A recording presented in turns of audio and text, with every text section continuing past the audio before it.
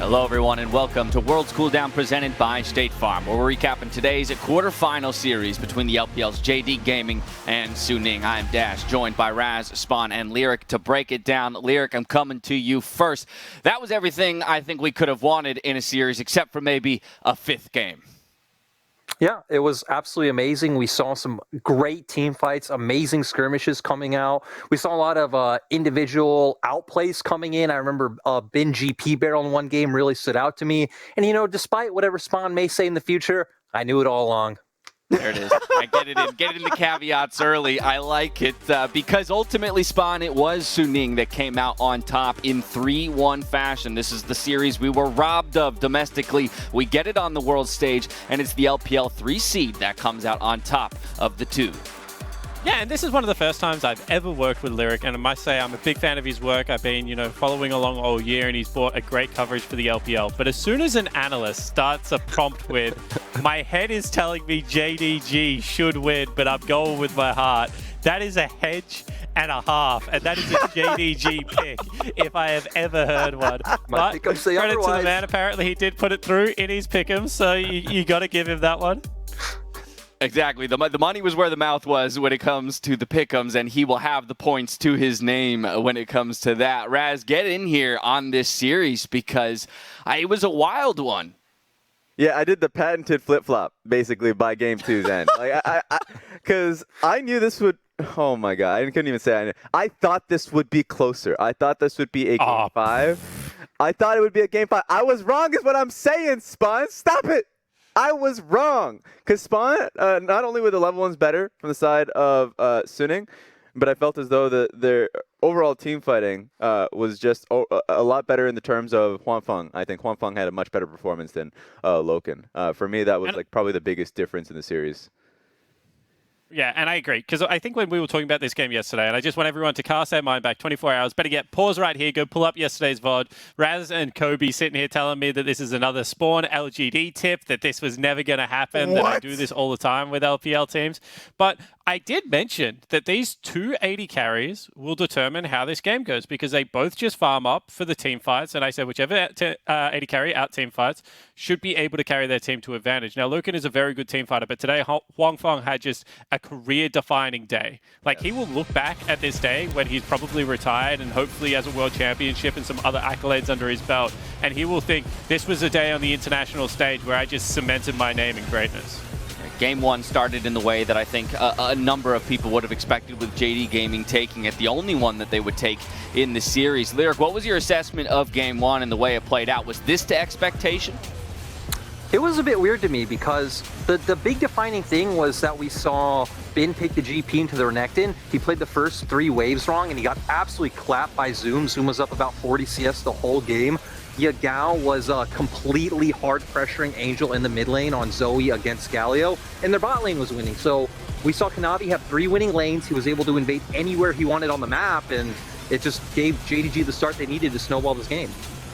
Yeah, and that's what this game came down to me about, is when you had a look at the draft, you actually thought maybe double winning side lanes, which when you're SOFM, that's straight to your game style, but then top lane completely got destroyed, as Lyric's saying. Bottom lane, they, on the one wave of prior, they were able to burn, double jungle summoner spells as well at the crowd camp, and I thought that was just a brilliant engage coming across from the JDG lineup. And at that point, alarm bells are ringing, because if you're thinking SOFM's getting invaded, the matchup's supposed to go the other way, side lanes are losing, the matchup's supposed to go the other way. You start thinking, maybe things haven't changed all that much for Suning. Maybe this is just, Zoom is better than Bin, which is what we kind of saw in the LPL. And that even though Bin is able to bully around top laners that are not as good as him, Zoom is just class above, and that's the way this series is going to go. Raz, talk to me about these junglers, because while Spawn has mentioned perhaps the series was decided by the AD carries, I think a lot of people had a focus on the 2 junglers, SOFM and Kanavi, coming into the series itself. And for good reason. Both these teams work and operate in the same fashion. SOFM and Kanavi will a lot of times pull their teams for them neutral camps and objectives. Like Scuttle Crab was one thing, but also the Krugs was another one, where I felt like SOFM was actually doing a good job being able to get his team pulled towards these objectives. I will say though that I think JDG, at least from game one standpoint, were doing the better job at the major objectives. When they were calling for Rift Heralds, they were there first. Suning was answering late, and then Suning was paying for it. It was the later on fights that were making it a little harder, but it was a JDG win in the beginning for game one because of their overall masterclass and how they set up for the objectives. Well, and that was one of the things talked about. I remember Flowers and Azale on the cast referencing the statistics coming out of group stage for JD around their global objective control, and it was on display here in game one, ultimately netting them the win. And again, I want to hop back to that top side because as we will see in future games, top side break in both directions. This time around, it was Zoom who came out on top, Spawn. Yeah, I mean, he is just an absolutely terrific Renekton player, isn't he? This is a guy that plays it like, unlike anyone else, he's not a Blade of the Ruin King Renekton either. He's a good old-fashioned Black Cleaver Renekton, gives him a lot more power in the team fights early on in the game. And the thing that I just love about JD is how they approach the objective from multiple angles. And this is going to be key when you watch them team fight, despite the fact that they're now out of this tournament, because you will always see Zoom get backline access. And when you play Renekton, if you're fighting front to back, it can be quite frustrating. But if you get backline access, he will blow up an AD carry very easily. And I think that Zoom is one of the best top landers in the world at being able to get that backline access consistently. Yeah, like just seeing that graph, by the way, 63% forward percentage. Like, not only did he have such a large advantage and was pressuring the lane like Lyric and Spawn were talking about, but like, he made his presence felt. That's what I felt like was really nice about this series. Both Bin and Zoom were testing their limits when they had huge advantages. And in this one, it started out with Zoom. All right, well, today's State Farm Assist of the Day does go to JDG's jungler Kanavi, whose smart play and fancy footwork kept Suning at bay to devastating effect. I hate Lilia, and this is one of the many reasons for it. That's your takeaway? Yes! She is literally a fly rotating around these people. They just want to go back to base.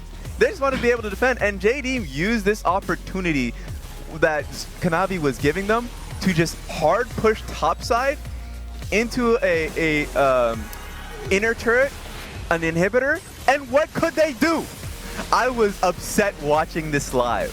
Well, because I feel for them. If Lily is a fly, I know that Raz is hoping the next champion's released with a fly swatter to take care of that one. There's an item update next season. Maybe the swatter comes into play.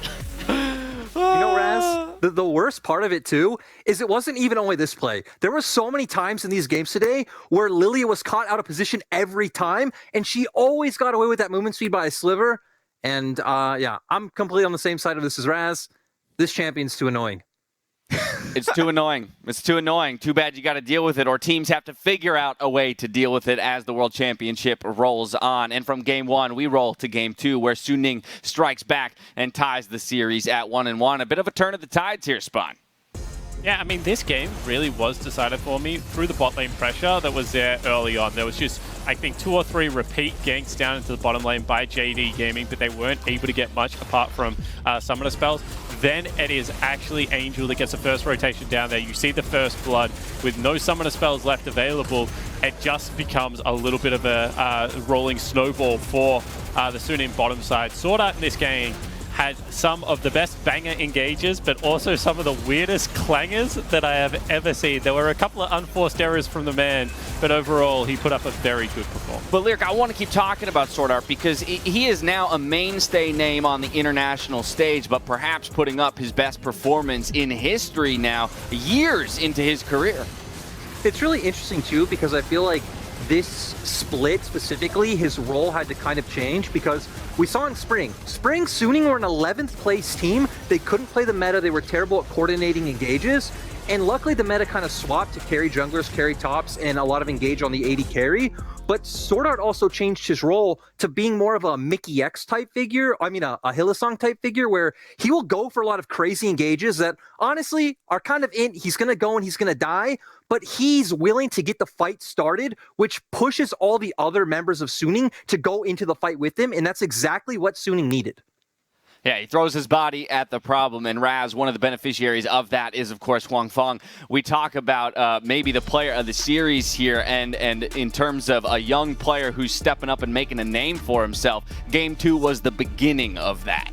Yeah, a real sniper this game. I really enjoy watching his Jhin, especially, I know, talking about his support in SwordArt. Like, the way they play out fights, set up for fights, do really well for Huanfeng, and he's just zoned in on the game.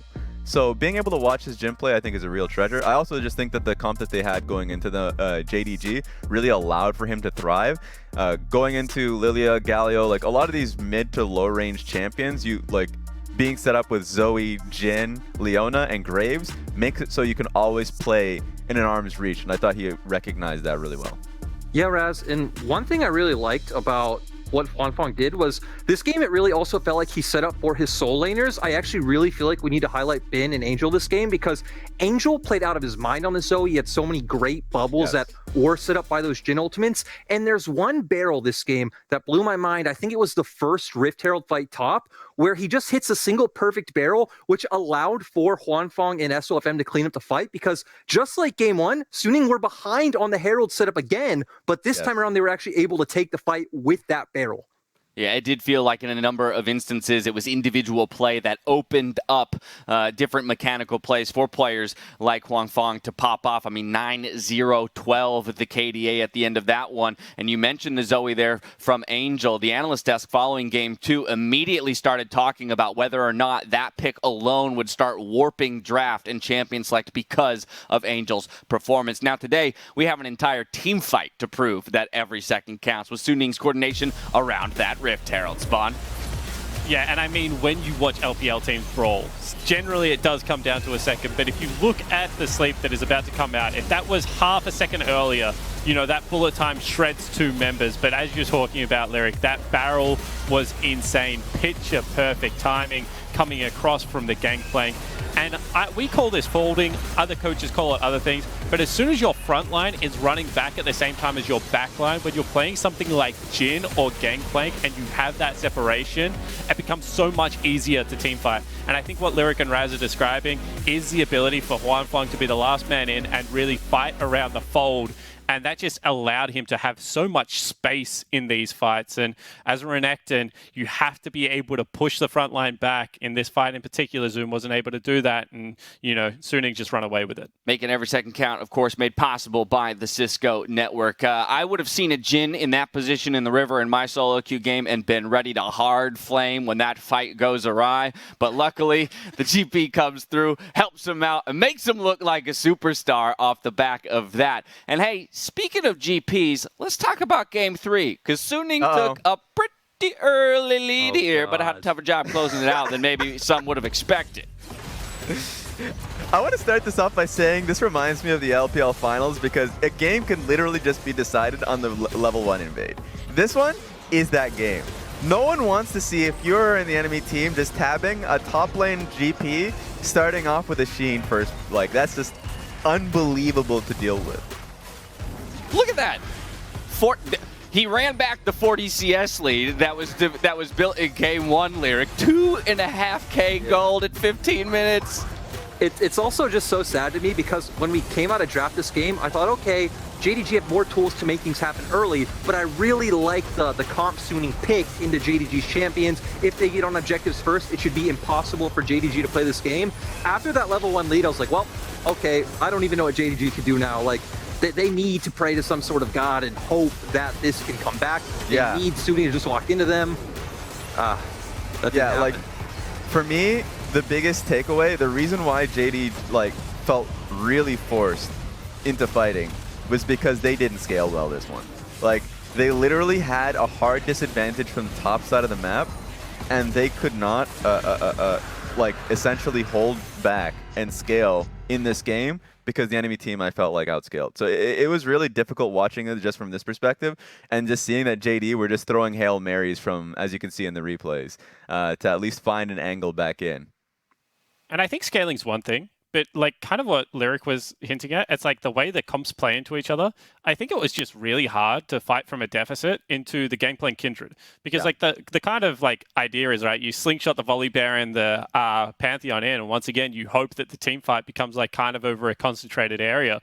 But when you have Kindred ult and game playing barrels, it becomes really difficult for, you know, people without mobility to be able to follow up on that. You can just see Twist of Fate got zoned away from multiple areas in this game. Like, he did absolutely no damage. So I was just looking at it and I was thinking, you know, in the side lane split push, and if they're able to utilize Twist of Fate or make the map big and then get to objectives first, like this could be a way that JD looked to play the game. But as soon as Suning has that advantage and could just set up the map, like diving into gangplank Kindred is just suicide. It also stresses, for me, the importance of level 1s. It doesn't matter how the win comes if you get the win. And so an intelligent ward placement in that side lane brush from the mid lane to spot out the invade, and then capitalizing on that as a team, boom, that's all you need to make the opposing team comp irrelevant. Then hey, that's a victory in my book, and it's a victory on the official books as well.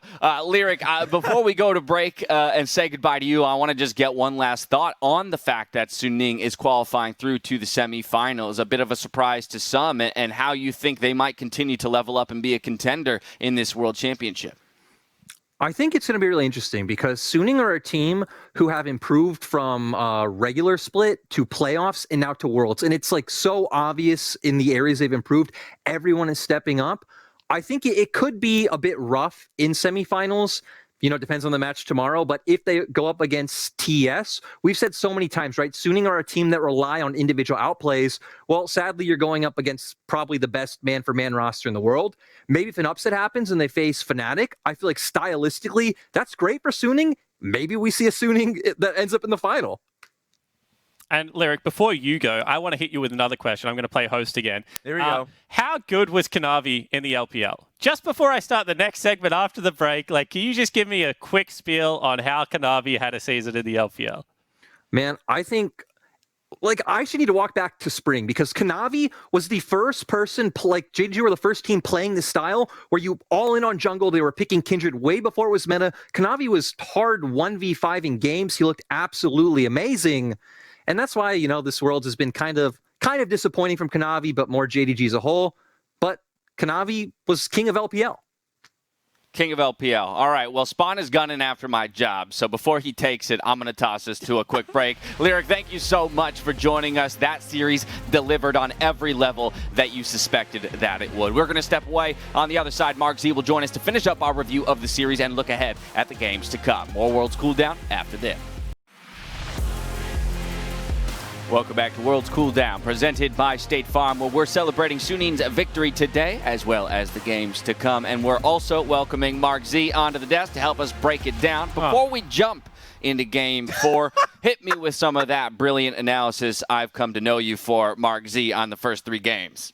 I gotta say, just Huanfeng. It's all Huanfeng. I am so in love with this guy's play. He had, like, it was almost like a boiling pot with a lid on it coming into Worlds. A lot of people were hyping him up and saying, like, don't sleep on him. He's going to be incredible. And I feel like now on the world stage, that lid has been totally blown off with his Jhin performance in the Best of 5. And even in the group stage, it was starting to, you know, his legend was starting to build. And I think when we look back at this Worlds, he will be one of the major stories we're talking about. The one thing that I was really concerned with from JDG's perspective coming into an event like this, going up against Suning, was like the talent factor, right? Because you're right. Coming into this series, I was like, Huanfeng is an amazing AD carry. SOFM is a really talented jungler. Bin has performed to be like a stellar top laner, although he's going up against Zoom. Like, that talent factor is something that you always recognize with Suning, but I also recognize the fact that they don't have nearly as strong of a team play as JD coming into the series, and I was just flat out wrong because we got to see, I feel like, the ceiling being burst right open from Suning. They got better and better. I love this conversation, Spawn, because it's so often we talk about teams and realizing their potential. And if you're realizing your actual potential on the world stage, that is exactly the right time to be hitting your peak, and Suning seems to have found it. Yeah, absolutely. And I mean, you know, whilst game 1 and 2 back and forward, game 3, level 1 was determined. This game was like actually a really hard-fought battle that Suning were able to come back into. I do want to talk about Kanavi at the start of this game just a little bit. He leached about a wave and a half of experience. and lost both Scuttle Crabs and kind of destroyed you guys' laning phase. Like my mid laner would absolutely tilt off the face of the earth if that happened to him. But for the rest of this game, it was just really great team fighting. This team fight in particular, Kanavi once again enters the pit for some reason, despite having a really great flank coming across from Zoom, gets blown up. But you can just see how well the kiteback is occurring from the Suning lineup. And once again, how one-touch this Jhin is on the back end of the team fight. Coordination and team play, as Raz is stating, was definitely there throughout this series. Team fighting on point, but Mark, something else we got to talk about is the objective control, because most people are looking at JD as being stronger in that regard, but sole point on the table in Game 4 for Suning. Yeah, I feel like there are a number of times where JDG kind of went for that gold lead trade for some of the Drake control that you see with Rift Heralds, and they definitely prioritize those quite highly in the series. And I think, you know, that's an okay position to go for if you're really confident that you're a better team fighting team. But Suning really surprised in that regard. So when you're going to that second and third Drake, where you're hoping that this Goldie will bully the other team off of them, Suning stood strong, was able to still pick up those dragons, which I think is a big testament that they, especially in this game when they were down quite a bit, at that, I think it was the third Drake fight, and still were able to win it. That was when it was like, oh my god, wait, Suning are 100% legit, because JDG was hyped up as the team who was incredible in team play situations. I think they underperformed a little bit too. You know, you can point to Kanavi, Lu Mao, Yagao, like everyone was a little bit less than I think what we were expecting. But I think that also is because Suning did not fold when they fell behind. Yeah, and I think the point that you had mentioned about getting a gold lead and accruing that from the top side of the map while you're losing Drakes, like that's a great way to play up until third dragon.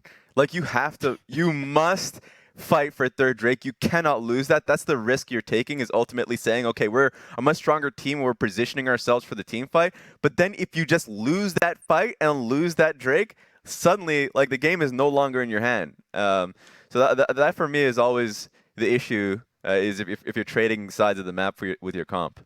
Yeah, well, now it's time, though, to return to the man of the hour, Huanfeng. Again, as somebody who was talked about, you mentioned, was that boiling pot on the stove, ready to pop off, and that's exactly what he did in this series to push his team into the semifinals. Yeah, and I mean, once again, you just have to come back to what we were saying about this young man before Worlds. He has the potential, but can he do it? Like, let's not rewrite history. There was still question marks around the AD carry of Suning. We knew he was brilliant, but can you step up on the world's biggest stage?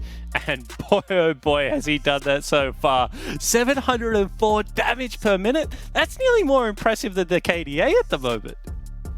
Yeah, I mean, this whole game is insane, especially like Jhin is not always the highest damage carries, so to see 21k in that last game, I think it is nuts, and he is such a force in the bot lane for them, and with how important Drake stacking is and all this stuff, like I'm feeling really good about Suning going forward. We'll have to see, you know, the competition level, whoever comes out of the next quarterfinal between Fnatic and Top, but the Suning don't look like they're any sort of cakewalk for anybody. Right. Yeah, and I think the contrast between the series today and the series yesterday is ultimately what's going to decide the tournament, is how teams play out games. Like being able to play, like in terms of Damwon with a humongous gold lead. They'll try and get a chokehold on you. Their vision control and how they play with Fog of War is fantastic, right? The enemy teams ultimately with their like DRX in this case, but it happens a lot of times for me when I watch LCK games, is that they'll try and look for opportunities to get it back into the game, but they won't throw themselves in there and make extra risk to claw their way back in. But then the LPL teams will do that. If you're far behind, you will fight consistently to be able to get yourself back into the game off one big play. While the enemy team, if they have a huge lead, they won't play reserved. Like they will try and snowball the lead that they currently have. So like for me, I would love to see those two styles clash, because we got to see that with Suning. That high-risk gameplay has a hell of a high reward, and it works on the world stage with the likes of FPX and IG being champions in recent times. Well, we are going to see it, right? It's guaranteed. Like, if you just look at how the bracket is like held out, you have like Gen G and Damwon that are going to play a similar style. You know, if they're behind, they are going to look for probably a higher percentage play. And then you have the two European teams in G2 and Fnatic that definitely do not play that way. And then just LPL teams everywhere else. So, like, we know that eventually Damwon is going to have to fight someone. They're not just going to get an early game lead and be able to, like, roll over the top of you. Like, someone else is going to fight them back. But the question is just going to be, like, how good is this Damwon lineup? Because right now, they look pretty damn good. So I'm a little bit worried that, you know, we are saying this is a great way to play League of Legends. It gives you a chance to win the game, but it also flushes the game down the toilet really damn quickly if you lose those fights from behind and you don't get it going back in your favor. I'm also just interested to see how the confidence builds for a player like Huang Feng, who made some pretty impressive plays. We cited that Rift Herald play. I know the analyst desk was talking about the behind enemy lines ultimate onto the back line. You know, these are not plays made by somebody who's trepidatious, and I imagine coming away with the 3-1 victory is only going to motivate him more to reach for the stars in that regard. But today, it was Suning's domination at the Ocean Drake in Game 4 that became their drive to victory, presented by Mercedes-Benz. This was a huge Drake fight. You see Huang Feng can do it all, secures the Drake for his team. It actually lands the root on people and a nice follow-up flash forward. You talk about not playing scared. That's definitely Huang Feng in a nutshell. Keeps chasing down, gets the second kill as well, taking out both bot laners of the enemy team. I like the zoom in on Blitz on the body or the Galio body. They love their death shots, man, let me tell you. Oh, that's painful. Oh, that's the final image we'll see of JD Gaming at the World Championship. All right, well, let's talk about JD and their departure from 2020 and a Worlds run, Spun. Before we get into JD as a whole, can I please present the front runner for the Dade Award? Oh boy, Mr. Kanavi out of the jungle. There we go. Because I was a huge Kanavi fan coming into this tournament. I think I talked about him a lot in the lead up. This guy is an explosive jungler, like redefined carry meta for me as well. I agree with everything Lyric was saying, and I'm glad that I had the LPL expert say it before I said it, because what a disappointing tournament for Kanavi overall. He didn't play spectacularly horrible, but like if you look at the level we expected him to play, this is the best jungler out of the LPL. That is not the level that he showed at all, and I can't think of a single like hard carry performance coming out of him, and I was just he was spectacularly mediocre. I think it's important just to recognize what the Dade Award is here, Mark, before we give it away to one of the players at the world stage.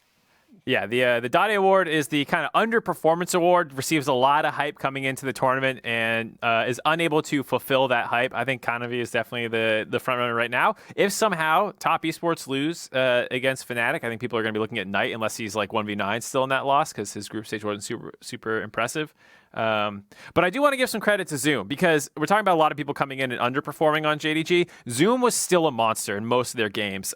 He was absolutely beastly, and yeah, that sucks that he had to play against a GP with Sheen, and that was probably the only game that like he didn't have a large impact on. So I think Zoom lived up to the hype as one of the best top laners in the world. Just the rest of the team was not able to match that level that they had in the LPL. Yeah, and I want to kind of piggyback off the points that we were making around Kanavi, simply because, like, for me, the most confusing conversation is, like, after group stage, when I thought about who are the top 3 junglers right now that I felt were performing really well, yeah, Kanavi wasn't on the list, and that's crazy, thinking about how strong he had performed domestically in a really, like, I felt like the jungle pool in LPL is insanely competitive, and for you to be number 1 there says a lot about how you were performing as a player. So, like, I had, Canyon, SOFM, I had Selfmade. Those are the names that came to mind as top performers as junglers in group stage. And Kanavi needed this series to kind of prove himself. And I felt like he had good moments. But ultimately, yeah, it didn't come out. Those team fights, there were misplays that ended up losing them the series. Yeah, falling just short here on the world stage and exiting in the quarterfinals. Now, before we look ahead at tomorrow's games, let's hear from Lore, who caught up with Suning's SwordArt following their win over JDG. And thank you very much, Dash. Lore here. Suning make it to semifinals on their first showing at Worlds, and I have SwordArt with me to talk about this series. First off, congratulations on reaching semifinals. Excuse me. It is also the first time Suning wins against JDG since 2018, actually. So what was different today for you guys?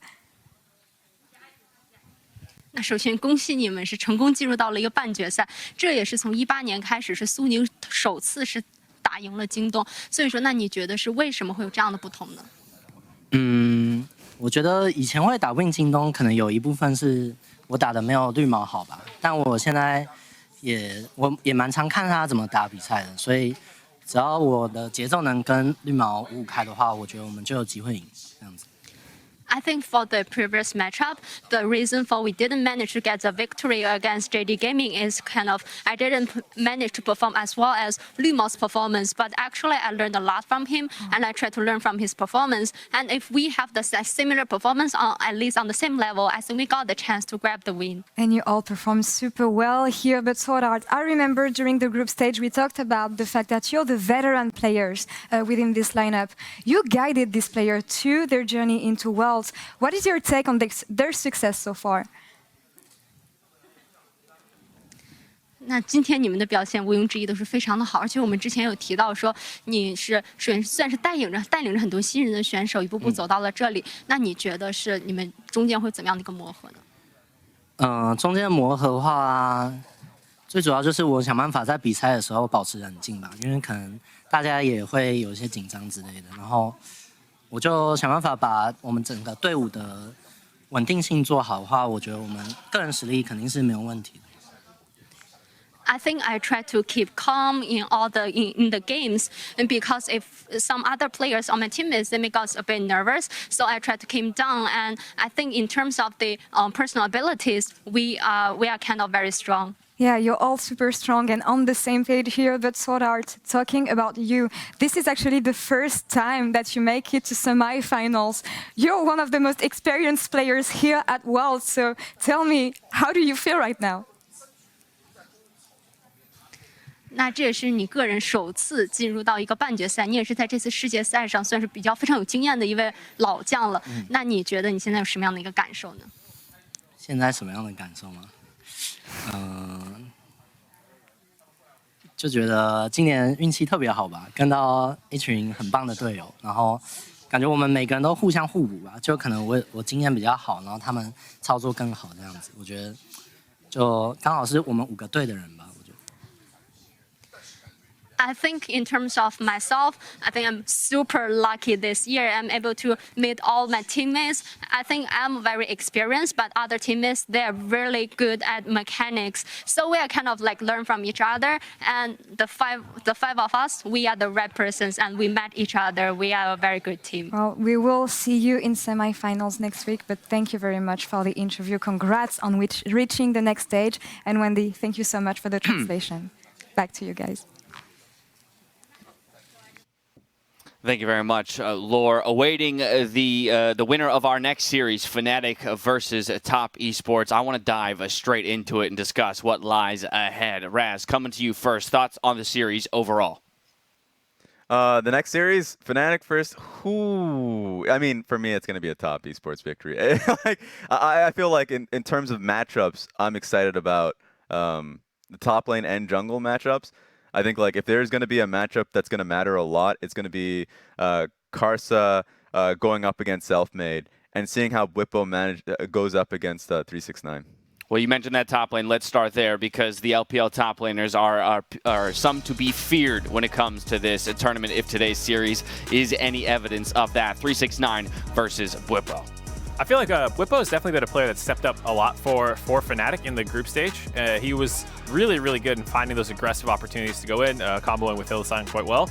I think going up against 369, he'll have a lot tougher time in lane phase than he did against a lot of the top laners in Group C. None of them were necessarily world beaters, and 369 is kind of the one people are looking at as potentially the best top in the entire tournament. Not afraid to take crazy counter picks, not afraid to go for all-ins. Bwipo is that way as well. Bwipo has a really wide champion pool. He's really aggressive in lane, and so this will be one of those laning phases, I feel like, where it's boomed every game by level 6, level 7. There's going to be top dives going down, and someone will be crying at the end of every game. And I think it is probably 369 favorite a little bit. Yeah, and that's what I was going to say. Like, I've been saying this kind of the entirety of Worlds, but when you're in a similar style matchup, sometimes the skill discrepancy is more apparent. And what I just hope is that we get to see Bwipo play on the edge and actually play towards that and really take the challenge. And from his attitude so far at Worlds, like, you have to say that he's definitely going to start the series that way. We'll see whether it evolves down to, maybe a little bit more weak side Bwipo as it goes on. But Fnatic are definitely a team that plays around the top side well. And, you have to treat the lane as kind of a 2v2 at the moment because of how impactful the jungle role can be. And definitely not writing off Bwipo and Selfmade when they go up against Karsa and 369 because they're a dangerous duo. Yeah, you mentioned that skill discrepancies will probably come out the most. I would say also just like this strategy coming into the best of fives, because I see Fnatic as more of the alchemists of the world. Like they always come out with something new, and it really feels like it starts with Whippo. Like beginning of the split or year, that is like the glacial augment Cho'Gath, the counteract. Like a Kalista bot lane, like that composition was something that I thought was really smart. So there might be something now that they're going into their first best of 5 of the tournament that they have ready for us. Talking about possible difference makers and individual stars, we have to go right back to the mid lane for top esports. We had the conversation earlier about the Dade Award, and we're expecting him to step up here in the best of 5 if he himself wants to avoid it. Spawn. Yeah, and I mean, when you have a look at Knight, this is a guy that's been heralded as the best mid laner in the world. When you watch him play against players like Rookie in the LPL, it is an absolute joy to watch. And Knight is going to have a spectacular best of 5 to start clawing that back, because he's down with Casa at around about 18% team damage in this tournament so far. He's had some moments where he has looked good, but this is a guy that I want to see playing at that world-class level and start taking over on 1v9 in games. Yeah, and I don't expect the spotlight to shine too bright for him, because when he first came into competitive League of Legends, and I'm talking about like from the LDL to the LPL, and he actually first started playing in the LPL under Suning, so I think that's going to be really fun to see if that ends up panning out as the tournament goes on. But like, he rose up to the occasion. And when he goes into playoffs, he plays just as hard without, really many misplays at all than he did when he first comes in. So I don't think that there's going to be any potential for a Dade Award being awarded to him. It really needs to be, for me, Fnatic having a strong strategy to put him behind and to target the mid-jungle duo of top esports. Well, from the mid to the jungle, let's talk about a name that's a little bit more household, Mark, in Karsa. We'll start with him before going to self-made. Yeah, just overall, this matchup is super interesting because they are as far apart.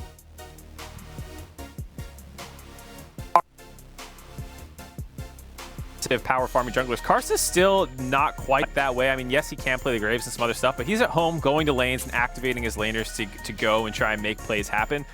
Joining up with him, whether that's in the support position, mid lane, top, he's always there whenever his laners need him. That is as far away from self-made as you can get. I mean, self-made is the guy. He's the self-made man, and he's not going to go put himself down to go help out his teammate. He's building himself up every game. I mean, I think those stats that were just underneath us is a perfect representation of that highest KDA of all junglers in the group stage, second highest K plus A at 15, Raz. So Selfmade's going to have his work cut out for him if he wants to handle it. But I think this is their way into the series. Like, as I mentioned, I think that Selfmade is the top 3 jungler in the tournament. He's been performing insanely well. Of course, he gets the resources, but he delivers. And I think that's the difference here, is that if Fnatic have an avenue versus top esports, is that top don't play that meta, as Marcus talked about, of playing towards your jungler. So level 1s, expect that. Invades, expect that. And I don't think Selfmade will be playing back in the series. Yeah, and I really look at this as an opportunity for Selfmade to kind of like Hwangfeng did today, cement himself on the world stage, because we know this guy has tons of talent. He had a spectacular group stage as well. But Karsa is maybe the best control jungler of all time now. Like, he would be up there in my book with like a Bengi or something like that in terms of facilitative jungle, like the role he was able to play on RNG, now the role he plays on this top esports lineup. I think that he is that good of a facilitator. So now as Selfmade, you take that challenge. You think like, the way I get to the world semifinals is through the tournament favorite. Number 3 is already out. And the way I do it is by carrying my lineup, because Fnatic in every interview has constantly said, we know who the carry on the team is. It's Selfmade. We know that we have to play around him. We know how we're going to have to warp the game state to be able to facilitate this guy. But he's doing it against the best control jungler, I think, that still plays the game, which is just going to make for awesome viewing experience. The one thing go ahead. Sorry. Is just that I think there's usually this stigma around carry junglers that they're in the jungle power farming all the time until they hit their items to actually fight. Though Selfmade is more about pumping himself up, he still goes to lanes when they have the opportunity. He's not afraid to make plays with his teammates. It's just that he wants to be efficient. Like, when he gets there, he wants that fight to be happening. He doesn't want to camp in the brush. He wants them already low for that turret dive and stuff. And I think that's something that Hylissang and Burpo did really well in group stage that they'll need to emulate to help Selfmade out a little bit to take over these games. Well, he's already world class. He's looking to tomorrow prove that he's the world's best when it comes to jungling. And he will have his work cut out for him because, again, I think it is important to highlight that for many, this is the most lopsided series in terms of expectation, with Top, the tournament favorite, against Fnatic. We'll see, though, tomorrow. It all has to play out on the Rift. That's why we play the games. Before we call it a day, though, let's jump into our honors, where we give a Feels Good award to those that deserve it. And today, we're going straight to the middle there. Spawn, you get to kick us off. Yeah, and I'm going to go with Huanfeng. And why? Well, go watch the rest of the Cooldown show, because I think we've talked about him enough. This guy has elevated his gameplay throughout Worlds and has just been an absolute spectacle to watch on this big stage. Yeah, definitely watch the Cooldown again, but also go watch the games again if you really want to know why he was getting the honors for his performance here today. And Raz, what about you? Where are you throwing your weight behind? Ooh, for me, I'm hearing Huanfeng, and I'll double it up with the extra person in that bottom lane, SwordArt. He's had some amazing hooks this game. That veteran leadership certainly played to it. He gets his first semifinals push now, and for being at Worlds so frequently with Flash Wolves, it's nice to see that it's paying off. And even just hearing that interview that he had about just hoping and kind of making it so his players don't feel that sense of nervousness, that they can play at their best, like, that's captaincy to me. Yeah, it sounded like Jimmy Butler, didn't he? He was like, I got 4 other guys out there. I'm doing it with these 4 guys. Like, I know that, like, maybe I'm the best known name on the world stage, but, like, these are the guys that are actually going to get it done. I agree with Raz. Like, that's really true leadership coming out of the bottom laner. Well, I'm sorry, Mark. They stole the Suning bot lane. So without those as an option for honors, where are you going? I'm going to behind the scenes, the prep. I don't know if it's the coaches, the players who's drawn up these level 1s, but that level 1 in game 2 was just great.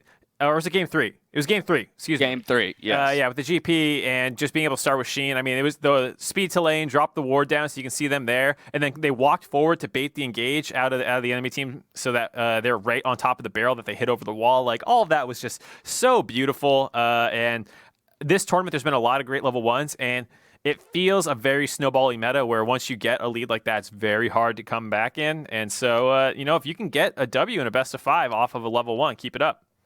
I would love to win a game in 1 minute and 15 seconds. Just saying. I would climb a heck of a lot faster if I were able to do that. Let's take a look at the Worlds bracket that we got tomorrow. We've got 2 more quarterfinals left to go. Of course, Top versus Fnatic was the one that we just talked about. That takes place tomorrow. And then we followed up with Gen G versus G2, looking to move ahead to play Damwon or Suning in those semifinals. It's overall, real EU hours, man. Yeah. It's real. Yeah. That's what I wanted to point out. I'm full-blown EU fan, man. Give me these upsets. I want to see these interesting matchups in the semifinals.